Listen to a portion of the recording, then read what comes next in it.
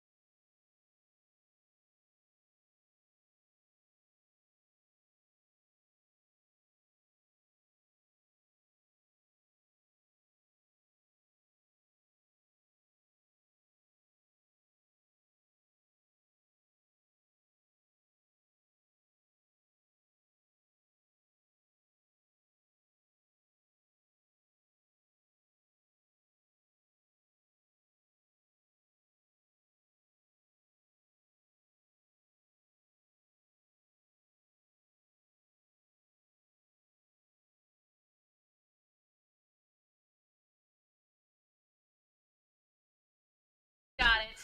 Watching Apex Legends. And we've got some ship fans there as well. My top 5 prediction for ALGS. Okay. Without in order. Here we go. Gambit. New Esports and Alliance. What do you think? Flitter, thoughts? Very, very close so far. That's how the games are slowly starting to play out, maybe with the exception of New Esports now. That is true, unfortunately. Well, that is all the time we have here on the desk. Don't worry, we are jumping into our next game here in our Apex Legends series, EMEA Super Regional Championship Finals. Goodness, it feels good to say the first time, and it'll feel good to say every single time. And we are going to be throwing it over to our fabulous cast and crew. First, take a look at this, and we'll be right back.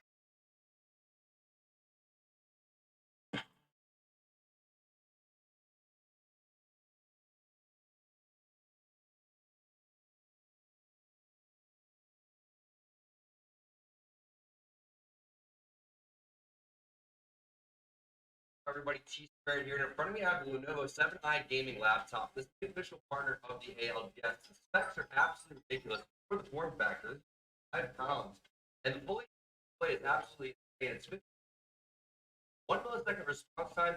You're gonna pump out 200 hertz on this bad boy. That's better than gaming monitors that I have. They are getting focused indeed. The thermites are going to hit, which is going to melt their armors. Hardecki's just going to take it a little bit, go for that battery, but oh no, they're getting Crypto Ultimate, and there they go. Artico down, Gambit, Realgree down, and Hardecki no armor.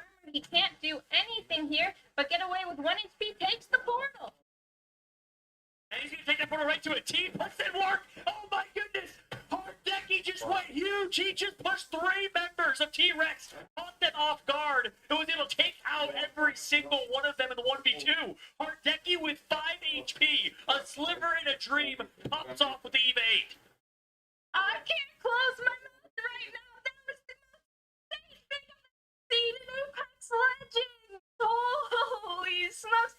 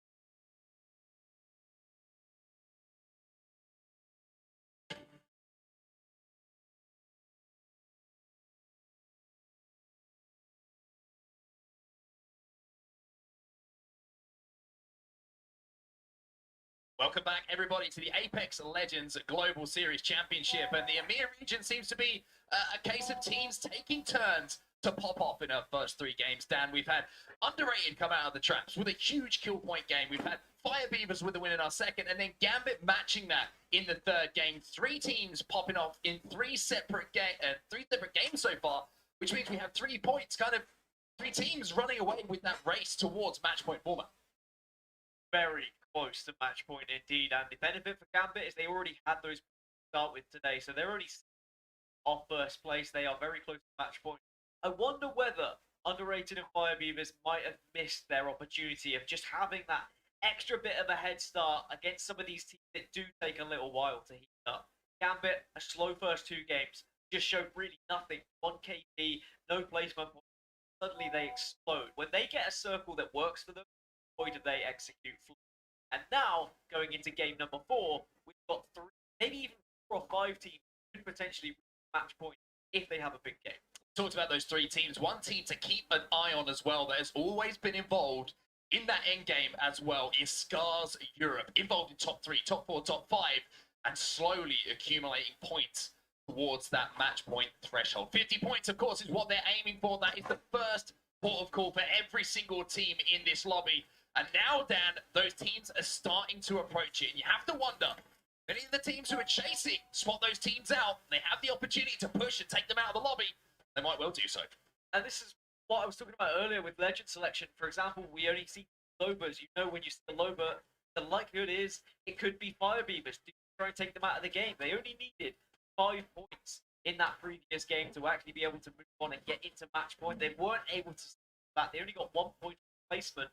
It was a very difficult circle for a lot of teams. We saw about 8 teams go down as one of the zones closed. So Fire Beavers now will be looking and saying, okay, well, we didn't make it at the first jump. We have to make it at the second attempt. Otherwise, we're going to pass the baton here, really. Want the team take the initiative and be the first to reach match point. You can see the beacon being hit here by Gambit Esports, but we also saw where that zone is popping. We're going over to the very western side of World's Edge here towards Lava Fissure, where Na'Vi are currently landing. But one thing that we want to talk about a little bit as we get towards match point, Dan, is some of the statistics that go from the groups that give us kind of an indication of how good these teams are when they get top 10 positions of actually winning some of these games. Yeah, Gambit Esports, they are a team that when they get into the top 10%, they do have a decent success rate, a 30% success rate from groups when they were in the top 10 to how much they converted into victory. These statistics are very important when match point comes into play because we're looking at the team who are able to achieve those victories. Not just those who have the one-off game, for example, stages where they were able to get 1 victory. We see those who are winning consecutive games or multiple games really pop off and actually take a championship home. Yeah, Gambit had 3 wins in the group stage as well. That is joint second. Out of all of the teams that were in the EMEA group stages, as far as total wins is concerned, so their conversion rate of almost, well, exactly 1 in 3 games. Very, very impressive from them, from top 10 performances, of course, when they get into that top 10, turning it into a win. So once they hit match point, it might only take 3 games for Gambit to take home that win. But at the moment, you can see there's a little bit of fighting going down, and it's actually going to be Na'Vi, the team who I pointed out earlier, who are dropping pretty much where this zone is going to be finishing, who are already aggressively getting pushed here by Magicians, who are desperate for a quick rotation, and that is the end of Nesh. And that is a dreadful start here for Na'Vi. Desperate for a little bit of loot as well. We know that loot is going to be fast with a lot of these teams not quite sharing POIs, but sharing the locations between those POIs. Very difficult to find any sort of armors. Na'Vi currently low. New Esports under a little bit of fire as well. They're getting involved in this skirmish. Few teams on the back foot right now. You've got to be careful. If you make one wrong foot in here, you might find yourself out of this lobby. You can see it maybe as a little bit of a pull away from Lava Fissure, where initially we saw that first ring. As you can see, the teams are trying to take these buildings down at the bottom of Spring's End here. You have that Geyser and Na'Vi with that high ground up top as well. Are in a great position, unfortunately for them, though. You can see as we jump on board with Na'Vi, having lost Nesh, it's going to be a lot more difficult for them to hold. But this is another circle down where there's not a huge amount of playable area on those low ground. You had those buildings. Why you're seeing the team so desperate to fight for them early so that they can kind of just sit there and be comfortable for the rest of the game. Yeah, it can be a slow and frustrating game at times when you know where the circle is or where you landed is where the circle is going to be transitioned to, but it can also be a flawless if you play it to perfection. Because with these buildings, they are going to be prime position. Not only are you going to be able to hold off teams that are trying to push and take these buildings from you, of course, you could just be a real nuisance to those who are joining there. You can pick up stuff like KP here or there. As I'm talking about KP, Top Dog seem to have found a team caught unaware, and that's going to be KP for them. Yeah, big shots from Rabe as well with the flatlining, going to take the other player down to pretty much 0 HP. His teammates are going to be moving in. Blast will be taken out, and that's going to be KP on the board here for them. One player did manage to escape, though, who's going to be trying to desperately survive and just see if they can get those banners and get the rest of his team back into the game. But all the action is happening around the same area. This high ground